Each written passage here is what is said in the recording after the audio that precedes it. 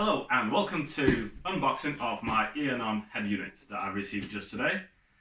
The box itself arrived wrapped in some bubble wrap and it was inside of a plastic bag. So thumbs up for the packaging. Without further ado, let's open it and see what's inside. So first off, user manual. This is a Android 8.0 E39 specific head unit, so it fits quite well, and I know that because I already own one. Well, within here we have an envelope. Thank you for choosing Eonon, and it comes with a warranty card. So probably can't read it, but there you go. That's quite nice. Yeah, it has a nice warranty card. It has a unique number, so that's quite nice. Various instructions, installation manual and a user manual. So good so far. So far so good rather. Right. A box of wires. Let's see what's inside. A lot of wires. So, GPS antenna with a quite long cable. In previous installs, I've put it just above the dashboard, between the windscreen and the dashboard. It's quite easy to route it there. I might do an installation guide as well. Okay, we have a USB cable that must plug into the back of the head unit, and you have two USB connections here. Another USB that looks like an angled connection extension. That's good.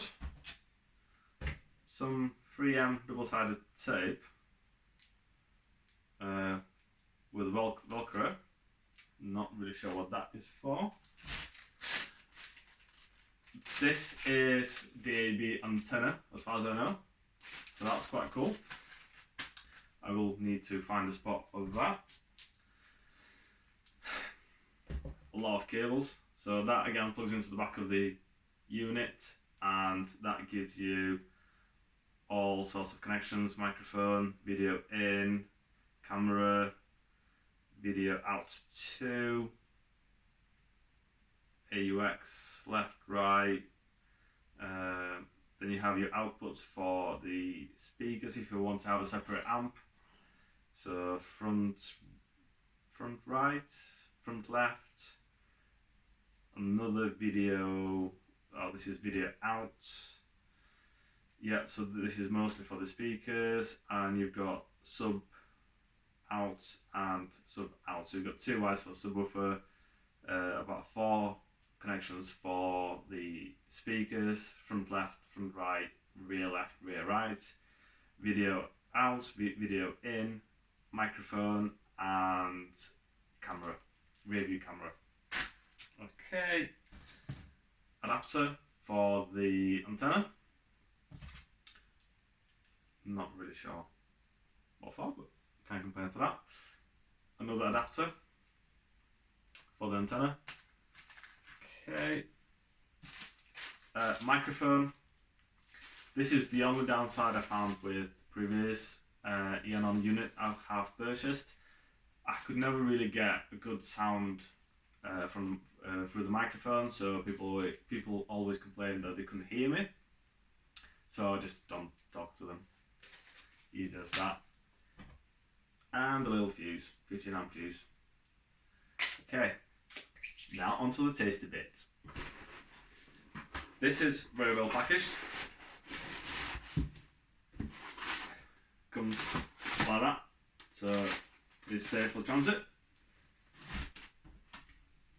Forgot to mention this trim removal tool, quite handy, and obviously you can keep it and then use it for other uses that you may find for it. There's another box of fittings, and there's nothing in here. Okay, let's open this and have a look. So,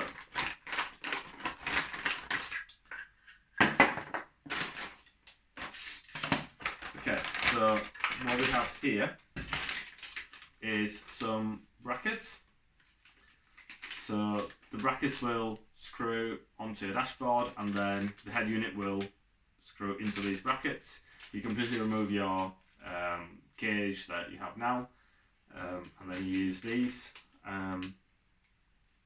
It looks exactly the same as it did a year ago when I purchased my other Eonon head unit. It has some Torx bits there. Not really sure what they're to be used for. But, oh, I do. And then you have two of these. So you have your flat pin connection with the CAN bus decoder. So that's for your steering wheel controls to still work. And you've got amp remote if you have an amp, a filter box and a fuse box. I feel like opening it and having a look. Fairly simple, with a fuse in it. Don't really need to touch it. So that's that. There is another box, or wiring harness rather, that is for the round pin cars. But then again, it comes with the same filter box and the connection for the head unit. If you do need to use the round pin one, so if your car is the pre-facelift before September 2000, build before 2000 September, you use this, and you'll need to swap the CAN bus decoder from the harness onto this one. So that's basically the whole of the E39 range covered. Okay, so that's that covered. Now let's have a look at this. Again, very well packaged.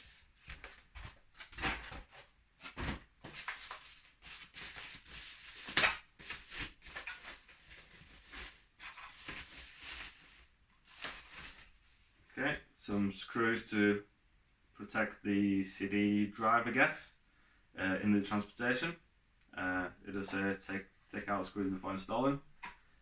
Okay, so quite simple. All the connections at the back is there for you to see.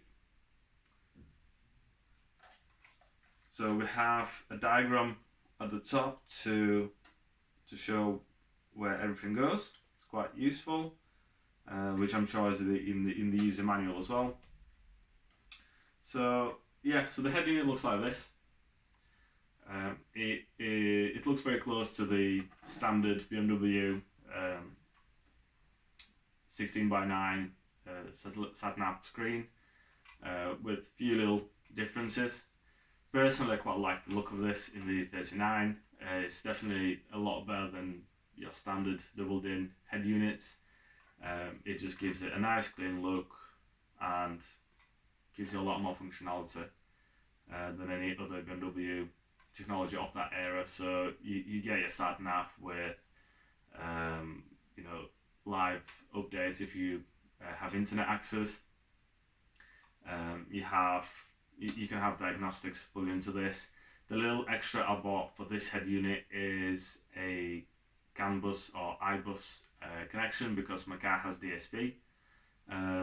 So I should be able to see, with a bit of work and a few extras, I should be able to see all of the onboard computer data, like the mileage, consumption, water temperature, etc., as well as the parking sensors and the information that they're reading out. But that will be a separate video for that. So yeah, it's a nice looking head unit with 21st century technology in it. This is the Android 8.0 head unit, and it does have DAB radio, which hopefully will work, because I had other head units before where DAB didn't really work very well. So I sure will be installing this pretty soon and testing it out, and I will make a review video of how it actually works in real life. Like I mentioned before, I do have another Eonon Headunit that I have purchased about a year ago. That is Android 6.0. I had a few issues with it initially. It did crash on me a few times. However, I've emailed Eonon support and they've actually provided me with Android's update, which I've installed. And the only issue I've ever had with the unit itself afterwards is Google Maps. For some reason, they just freeze after about 30 minutes of driving or after 30 minutes of using them. So I've just installed a different navigation application and I've never had any issues after that. It's quick to use. I can use multiple apps at the same time, so I can have my maps open and music playing in the background. That's mainly what I use it for, really. But yeah, I'm really excited about trying this Headunit out. It is a year newer. It has a few more features within it.